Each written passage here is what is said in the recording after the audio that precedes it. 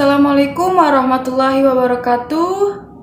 Perkenalkan, saya Dina Antika. Saya mahasiswi dari Stikes Widya Dharma Husada, Tangerang.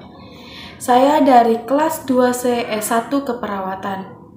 Di sini saya akan melakukan penyuluhan tentang diabetes mellitus. Sebelumnya, terima kasih sudah menonton video saya. Tonton sampai habis ya, karena video ini sangat berguna dan bermanfaat bagi kehidupan kita. Dan jangan lupa share, subscribe, like, and comment.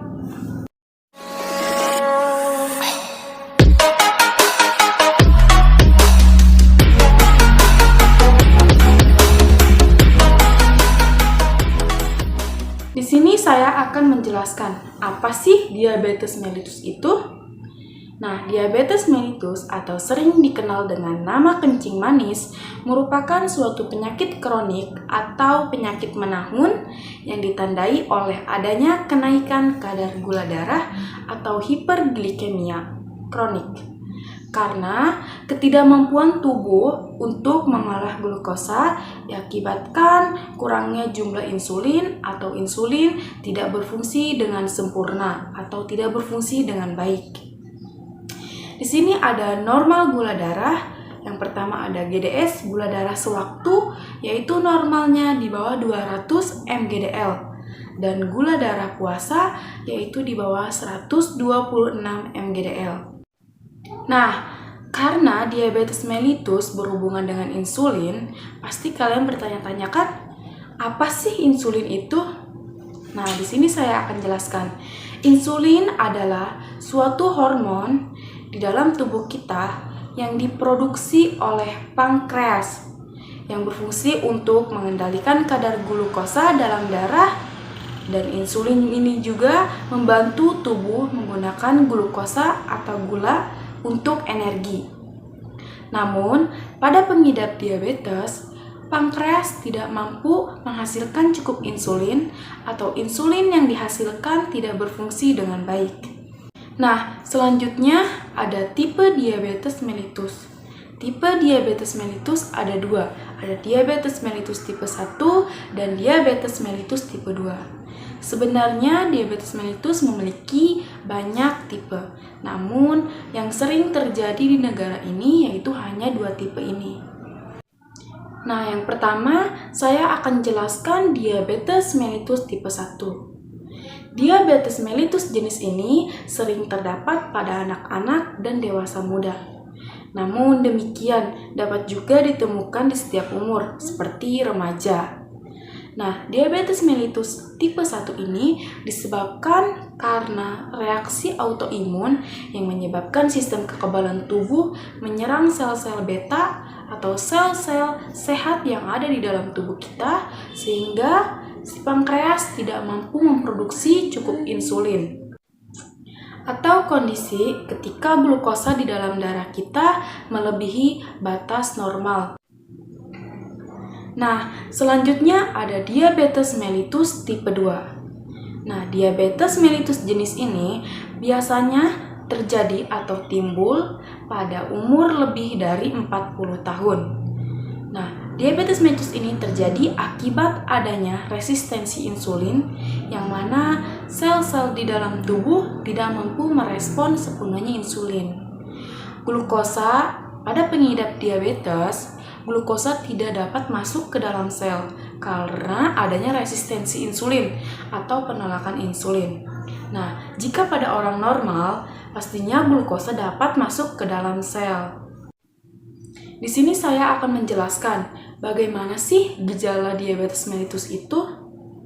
Nah, gejala diabetes mellitus yaitu glukosaria, adanya glukosa di dalam urin. Jadi, yang menderita diabetes mellitus itu urinnya terdapat glukosa. Selanjutnya ada poliuria atau peningkatan dalam berkemih. Peningkatan dalam buang air kecil, terutama pada malam hari. Selanjutnya ada polifagia, yaitu peningkatan selera makan, tidak pernah merasa kenyang, dan terus-terusan merasa lapar. Selanjutnya ada polidipsia, yaitu adanya rasa haus yang berlebih. Selanjutnya ada cepat lelah dan mengantuk. Selanjutnya ada berat badan menurun. Berat badan menurun di sini yaitu berat badan yang menurun secara drastis tanpa penyebab apapun. Dan selanjutnya ada luka sulit sembuh atau luka yang diderita yaitu mengalami luka dalam jangka waktu yang panjang. Selanjutnya ada penglihatan kabur, nyeri abdomen, mual, dan muntah. Nah, nyeri abdomen itu nyeri pada bagian perut. Nah, selanjutnya ada faktor risiko diabetes mellitus atau seseorang yang risiko terkena penyakit diabetes mellitus. Yang pertama, ada usia di atas 40 tahun karena sel-sel di dalam tubuhnya itu sudah tidak berfungsi dengan baik lagi. Selanjutnya ada genetik atau keturunan. Nah, jika memiliki keturunan penyakit diabetes mellitus, maka hendaknya dilakukan pencegahan, yaitu dengan cara menerapkan pola hidup sehat agar penyakit diabetes mellitus itu tidak dapat diturunkan kepada kita. Selanjutnya ada diet tidak sehat atau kurang aktivitas atau kebanyakan rebahan.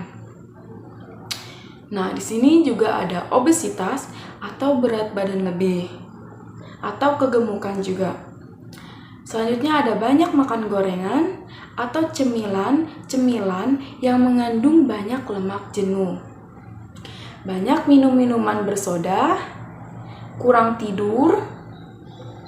Nah, jadi kurang tidur di sini itu harusnya tidur sehari itu 7-8 jam, itu normalnya. Ada stres, kelola stres agar tidak terkena penyakit diabetes mellitus.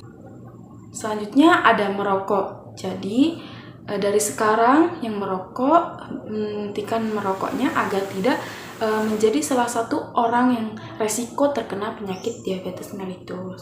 Selanjutnya itu ada hipertensi atau tekanan darah tinggi. Nah, di sini juga kalian harus tetap memantau tekanan darah kalian. Tidak boleh rendah dan tidak boleh tinggi juga.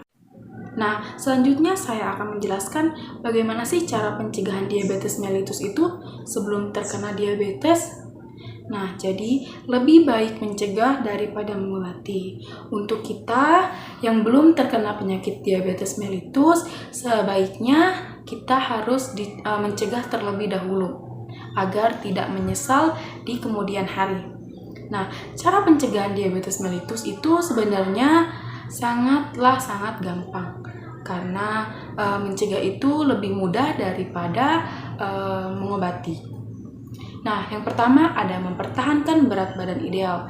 Jadi, mempertahankan berat badan ideal di sini yaitu berat badan tidak boleh lebih dan tidak boleh juga kurang.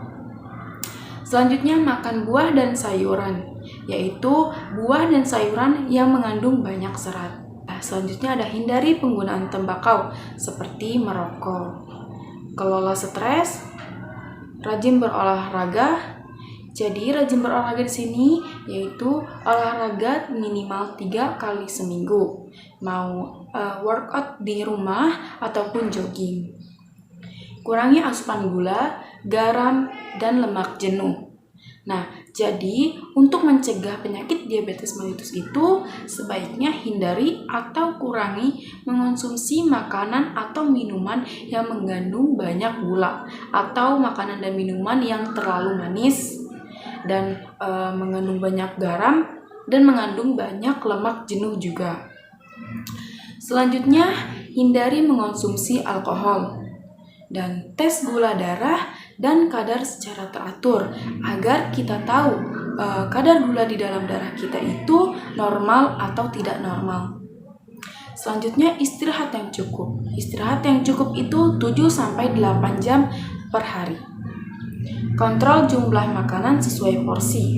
Jadi, makan harus sesuai porsi. Tidak boleh lebih dan tidak boleh kurang. Di sini juga ada komplikasi diabetes mellitus. Komplikasi diabetes mellitus itu terjadi pada seseorang yang sudah mengalami penyakit diabetes mellitus ini. Nah, jika sudah mengalami penyakit diabetes mellitus, maka akan mengalami komplikasi dari penyakit tersebut. Yang pertama yaitu ada kerusakan pada pembuluh utama jantung. Yang kedua, kerusakan saraf otak maupun saraf mata. Yang ketiga yaitu kerusakan ginjal atau akan terjadinya gagal ginjal. Kerusakan dan kematian jaringan akibat adanya luka.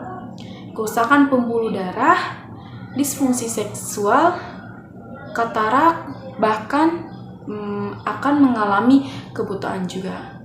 Nah, jadi untuk kita semua di sini sebaiknya lebih baik mencegah daripada mengobati agar kita tidak menyesal di kemudian hari. Saya sudah sebutkan tadi bagaimana pencegahan diabetes mellitus itu sangatlah gampang dan sangat mudah diterapi di kehidupan sehari-hari.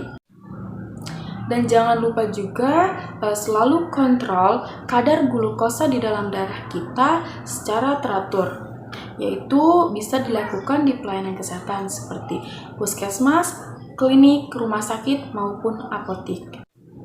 Nah, dan diabetes mellitus juga bisa menyerang pada setiap umur, baik laki-laki maupun perempuan. Jadi, baiklah kita menerapkan pola hidup sehat kita dari sekarang agar tidak terkena penyakit diabetes mellitus, karena sehat itu mahal.